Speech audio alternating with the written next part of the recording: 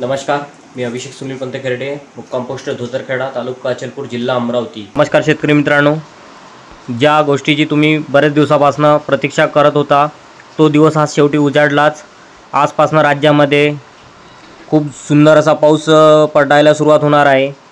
याचा जो आपण विचार केला आज, तर सर्व विभागानुसार आपण आज याचा अंदाज बघूया। तर सर्वप्रथम आपण विदर्भाचा अंदाज बघूया।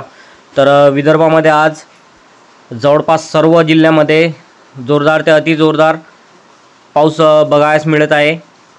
सध्या याचं जे पडसाद आहे ते अमरावती जिल्हा, नागपूर जिल्हा, पूर्व विदर्भ, तसेच खाली इकडे अकोला जिल्हा, दक्षिण भाग वगैरे, यवतमाळ जिल्हा, वर्धा जिल्ह्यामध्ये याचा पाऊस सध्या सुरुवात झालेली आहे।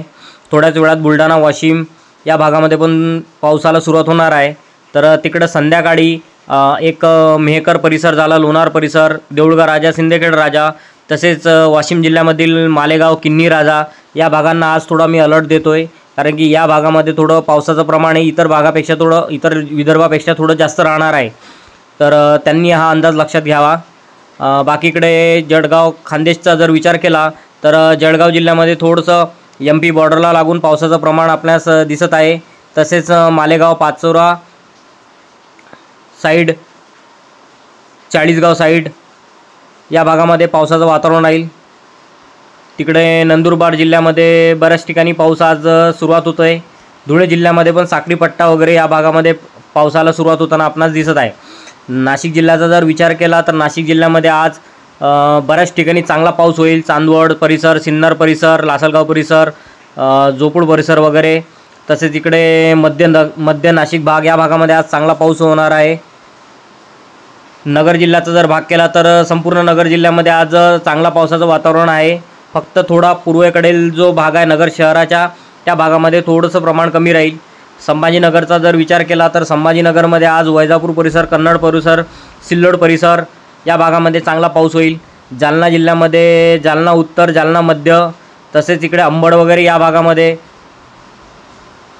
पावसाला सुरुवात होईल। परभणी जिल्ह्यामध्ये पण आज चांगलं वातावरण राहील। लातूरमध्ये चांगलं वातावरण राहील। नांदेड जिल्ह्यामध्ये पण चांगलं राहील। हिंगोलीचा थोडासा परिसर अजूनही पाण्यासाठी म्हणजे त्यांना वाट बघावं लागेल थोडा हिंगोली जिल्ह्याला। हिंगोली जिल्ह्यामध्ये जो यवतमाळ लगतचा जो भाग आहे, हदगाव परिसर वगैरे या भागामध्ये पावसाला सुरुवात होणार आहे। तसेच इकडे जो आपला तेलंगणाचा परिसर आहे, आदिलाबाद वगैरे या भागामध्ये त्यांना थोडंसं नांदेडचा वरचा भाग या भागामध्ये त्या पावसाला सुरुवात होताना आपणास दिसत आहे। तर हा जो पाऊस आहे तो आज जवळपास राज्यामध्ये सर्व ठिकाणी चांगला बरसणार आहे आजपासनं। इकडे पश्चिम महाराष्ट्र विचार केला तर सोलापूर जिल्ह्यामध्ये चांगला पाऊस बरसणार आहे।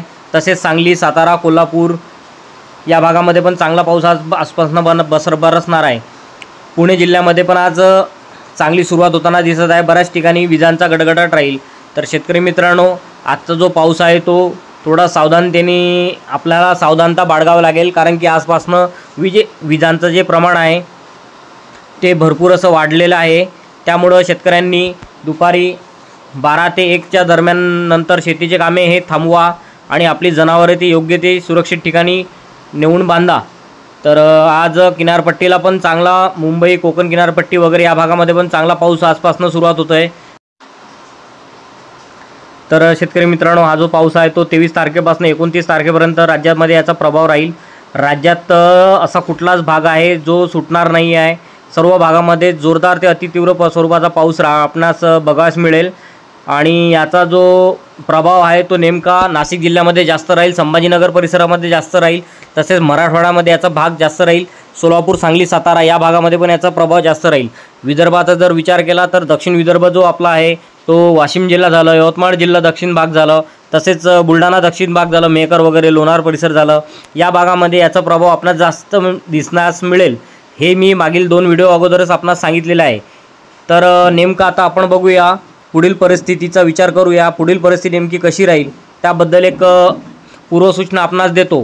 तर पुढील परिस्थितीचा जर विचार बघितला आपण तर 29 नंतर राज्यामध्ये पावसाचं सत्र सुरू राहणारच आहे। पाऊस हा थांबणार नाही आहे।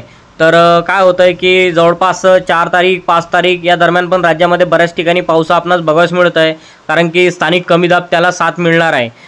IMDने जरी हा जो येणारा पाऊस आहे म्हणजे आजपासनं जो परतीचा पाऊस सांगितलेला आहे, पण तसं सध्या घडताना दिसत नाही आहे. कारण की काय होतं आहे की राजस्थानमधनं जरी वारे माघारी जरी फिरत असले तरी ते काही काळापुरते त्या भागामध्येच मर्यादित राहणार आहे. कारण की कमी दाबाची जी शृंखला आहे ती एका मागोमाग सुरू राहणारच आहे आणि पुढे पण एक हलकंसं कमी दाबाचं क्षेत्र हे तयार होताना दिसत आहे.